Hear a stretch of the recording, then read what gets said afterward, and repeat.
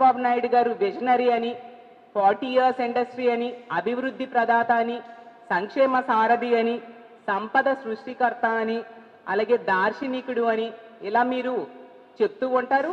చంద్రబాబు నాయుడు గారే స్వయంగా నేనే సెల్ ఫోన్ కనిపెట్టాను, కంప్యూటర్ నేనే కనిపెట్టాను, హైదరాబాద్ నేనే కట్టానని చెప్తారు కదా. మరి చెప్పినప్పుడు ఇంత సంపద సృష్టించే కెపాసిటీ ఉన్న వ్యక్తి ఒక ఆడబిడ్డ నిధి ఇవ్వలేరా?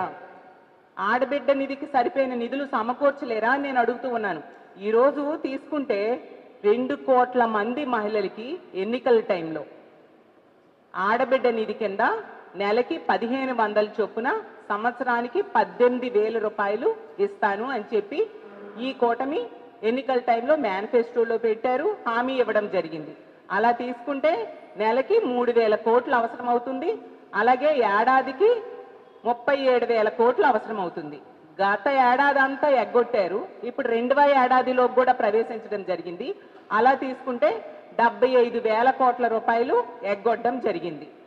మరి ఎన్నికల టైంలో ప్రతి సభలో కూడా చంద్రబాబు నాయుడు గారు చెప్పారే, ఆడబిడ్డ నిధి కింద ఈ డబ్బులు ఇస్తాను, ఆడబిడ్డలు కష్టాల్లో ఉన్నారు, వాళ్ళ కష్టాలు తీర్చడానికి ఈ పథకాన్ని నేను ప్రవేశపెడుతూ ఉన్నాను అని చెప్పారే.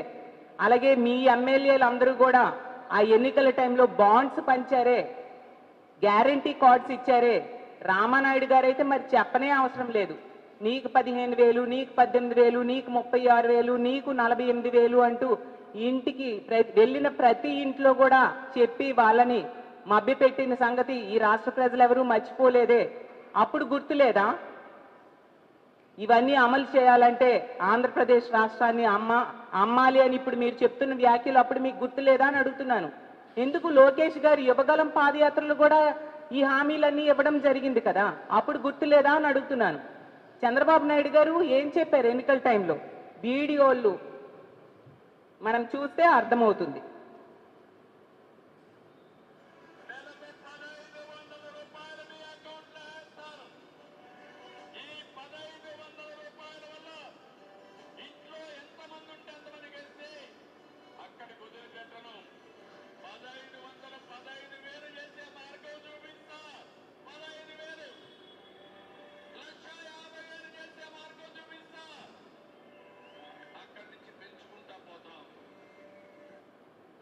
ఇప్పుడు ఏం చెప్తున్నారో చూడండి అచ్చెన్నాయుడు గారు.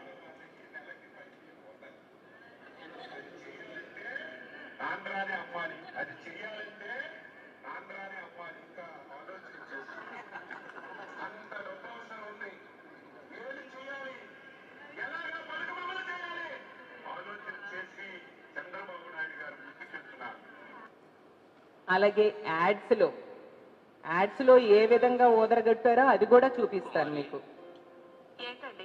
అది ఈ నెల నుంచి ఇంటి ఖర్చులకి ఎప్పుడు ఇస్తున్నంత ఇవ్వలేను కుమారి, నువ్వే కొంచెం సర్దుబాటు చేసుకుని ఇంటిని నడిపించాలి. మహిళలందరికీ నెలకి 1,500 అంటే సంవత్సరానికి 18,000 ఆర్థిక సహాయం చేస్తారట మన బాబు గారు. మీ అమ్మకి, నాకు, మన కూతురికి కలిపి ఏడాదికి 54,000 వస్తాయండి. మనం చేయాల్సిందల్లా వచ్చే ఎన్నికల్లో సైకిల్ గుర్తుకే ఓటేసి టీడీపీ, జనసేన, బీజేపీ కూటమిల్ని గెలిపించడమే. మనం బాబుని మళ్ళీ రప్పిద్దాం. ఇంకో యాడ్ చూడండి. ఈ ఊర్లో శుభవార్తలు వేసి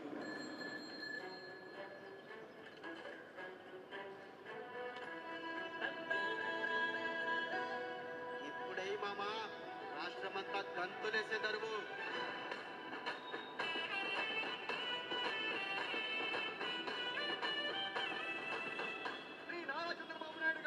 ముఖ్యమంత్రి అయిన తర్వాత ప్రతి మహిళకి నెలకు 1,500 రూపాయలు ఆర్థిక సహాయం ఇస్తారంటారు.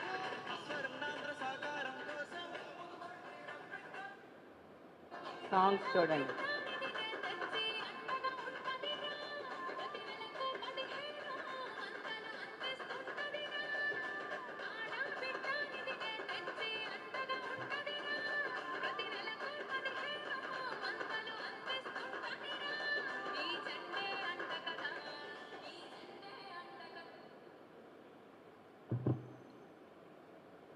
ఈ విధంగా ఒకవైపు యాడ్స్తో ఓదరగొట్టడం, ప్రతి బహిరంగ సభల్లో చెప్పడం, ఇంటింటికి వెళ్ళి బాండ్స్ పంచడం, అంతగా ఈ ఆడబిడ్డ నిధి ఇస్తాము అని చెప్పి నమ్మబలికి ఓట్లు వేయించుకొని ఇప్పుడు ఈ విధంగా అచ్చెన్నాయుడు గారి వ్యాఖ్యలు మనం చూసాం.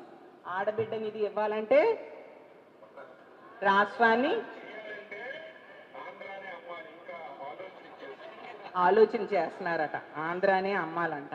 ఎంత దారుణం! అంటే మోసానికి పరాకాష్ఠగా లేదా అచ్చెన్నాయుడు గారి వ్యాఖ్యలు? గత ఏడాది ఇవ్వాల్సిన 37,000 కోట్లు, ఈ ఏడాది ఇవ్వాల్సిన 37,000 కోట్లు ఇస్తారేమని మహిళలు ఆశగా ఎదురు చూస్తూ ఉంటే ఇతని వ్యాఖ్యలు మహిళలకి తీవ్రమైన నిరాశను గురి చేశాయి. ఇది అచ్చెన్నాయుడు గారి వ్యాఖ్యలే అని నేను అనుకోవట్లేదు, చంద్రబాబు నాయుడు గారి వ్యాఖ్యలు కూడా. ఎందుకంటే 2 నెలల క్రితం చంద్రబాబు నాయుడు గారు చెప్పారు, ఈ హామీలన్నీ అమలు చేసేసాము, ఎవరైనా చేయలేదు అని చెప్తే వాళ్ళ నాలిక మందమని. అదే మాటలు ఇప్పుడు అచ్చెన్నాయుడు గారు కూడా వెల్లివేస్తూ ఉన్నారు. ఈ ఆడబిడ్డ నిధి ఇవ్వాలంటే రాష్ట్రాన్ని అమ్మాలి, మిగతా పథకాలన్నీ కూడా మేము ఇచ్చేసాం.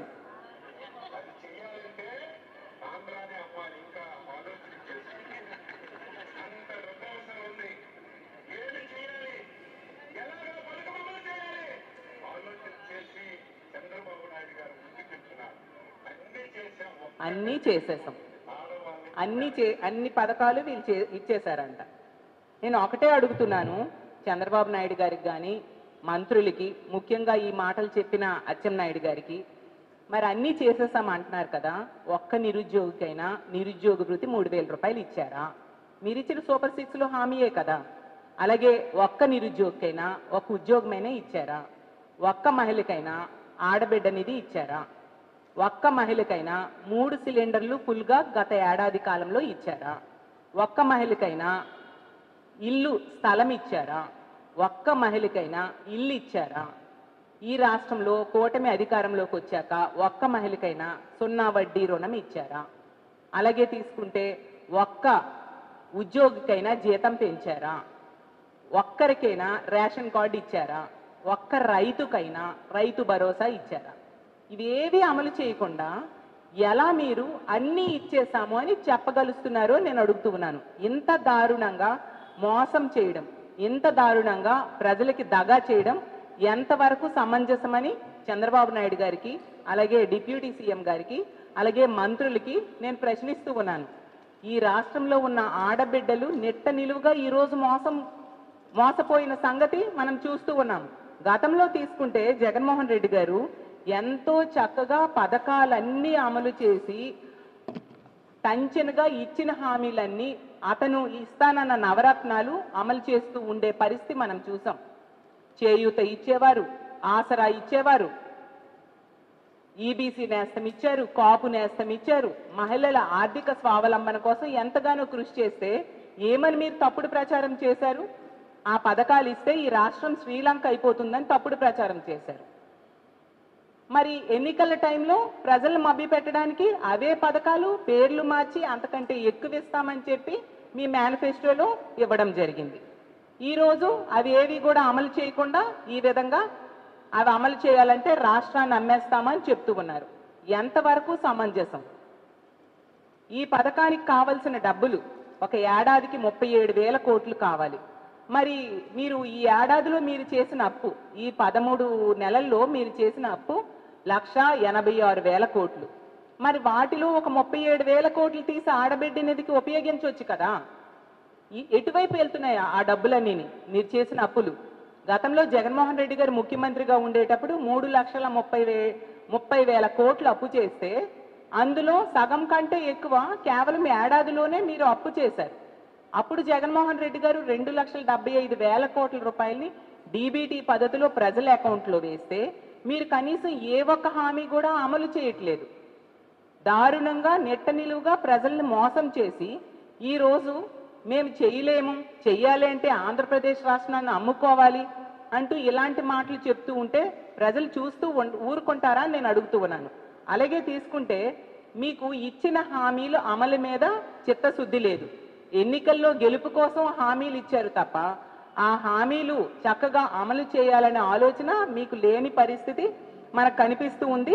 ఇంత దారుణంగా ప్రజల్ని నెట్ట నిలువుగా మోసం చేయడం చాలా దురదృష్టకరం. ఈ అచ్చెన్నాయుడు గారి వ్యాఖ్యలు బట్టి అర్థమైంది ఏంటంటే చంద్రబాబు నాయుడు గారి విజనరీ కాదు, విశ్వాసఘాతకుడు అనే విషయం ఈ రాష్ట్ర ప్రజలకు అర్థమైంది. ఎట్టి పరిస్థితిలో ఈ ఆడబిడ్డ నిధి అనే పథకం అమలు చేసి తీరాల్సిన అవసరం ఉంది. ప్రజలందరినీ కలుపుకొని మీరు అమలు చేసేంత వరకు కూడా మా వైఎస్ఆర్ కాంగ్రెస్ పార్టీ ప్రభుత్వం మీద ఒత్తిడి తీసుకొస్తామని తెలియజేస్తూ ఉన్నాను.